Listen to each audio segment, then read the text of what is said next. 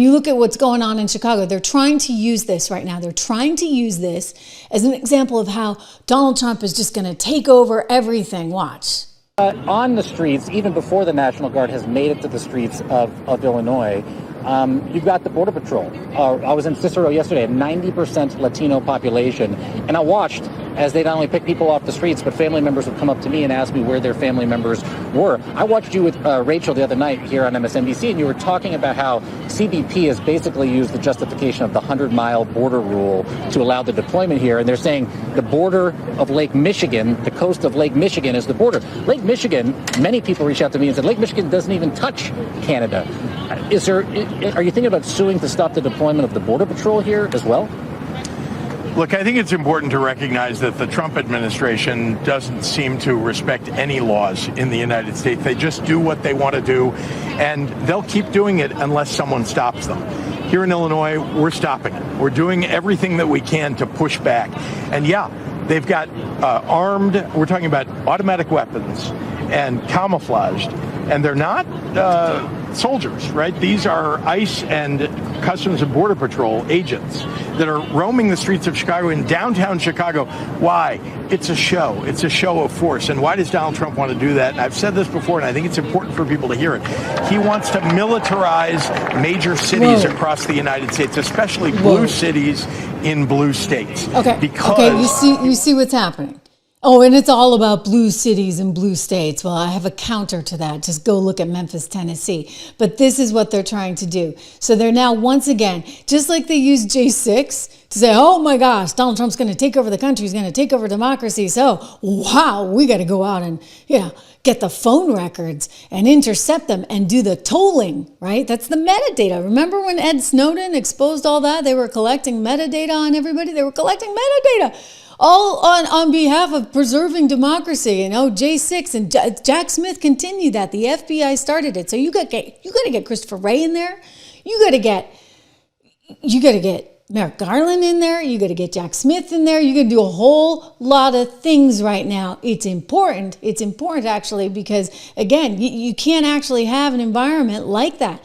I mean, they are trying to use this again now vis-a-vis what's going on in Chicago. But I got news for them, because, you just look in some other places like Memphis where people are recognizing the benefit of having National Guard. And I think it completely blows up that argument that, Donald Trump is only after blue states. I'm sorry. It just so happens that a lot of blue states have a whole lot of crime, right? Because for whatever reason, some of these blue state governors and these blue state mayors have not been able to govern their respective areas, as well as some red states. Yeah, but here we are in Memphis, Tennessee, where guess what? You got a pretty high crime rate. It actually tops the nation in terms of violent crime. There you have it, Memphis, Tennessee. So under that logic, right? Under that logic that we've heard from the Democrats repeatedly, then he would ignore Memphis, Tennessee. But that's not actually what's going on. A couple weeks ago, he started sending in National Guard right there in Memphis, because it shouldn't top the country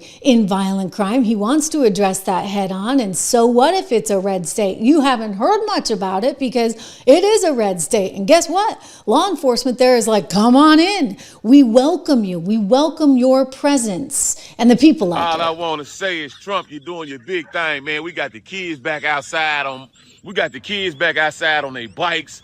Appreciate you for helping cleaning up Memphis. Hey, MPD. Well, I don't even know what to say about y'all. You ain't got to worry about no pow, pow, pow. You ain't got to worry about no ducking. You ain't got to worry about them fins doing all that old shit. Make Memphis great again, goddammit. Hey, it's a good thing. Yeah. I mean, it is a good thing. If you have a shot at actually increasing the safety of any particular city or neighborhood, why wouldn't you take that?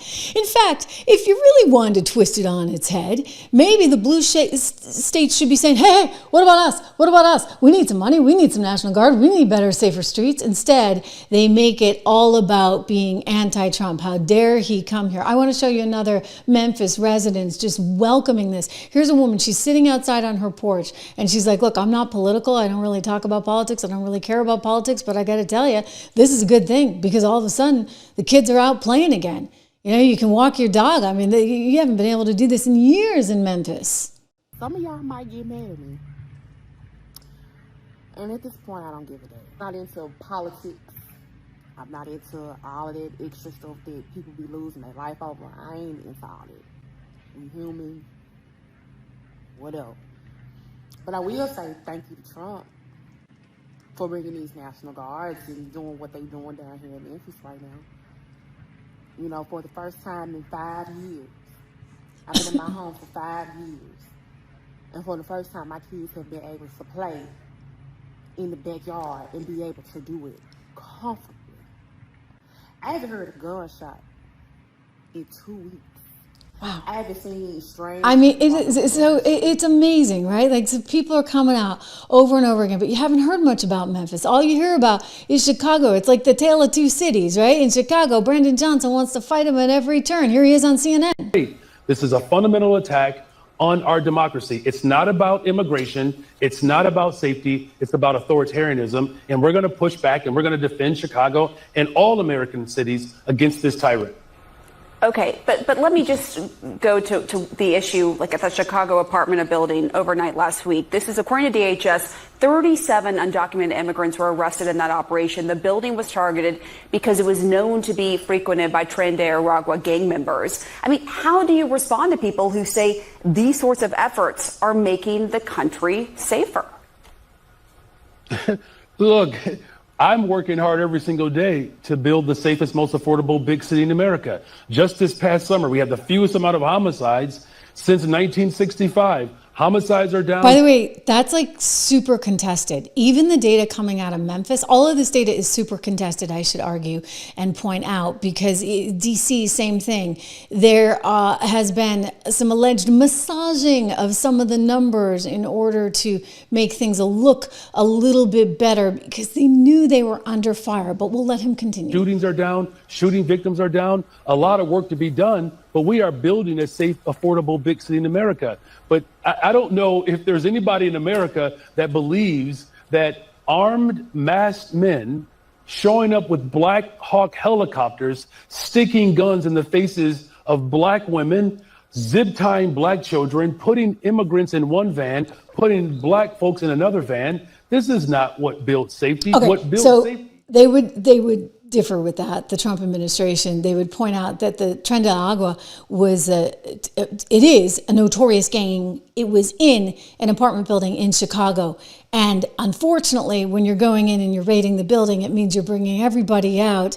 And they were going after the bad guys with TDA who were believed to have committed crimes and were here illegally. So when you actually look at what the people of Chicago are saying, it's miraculous thing. Like, they're saying, thank you.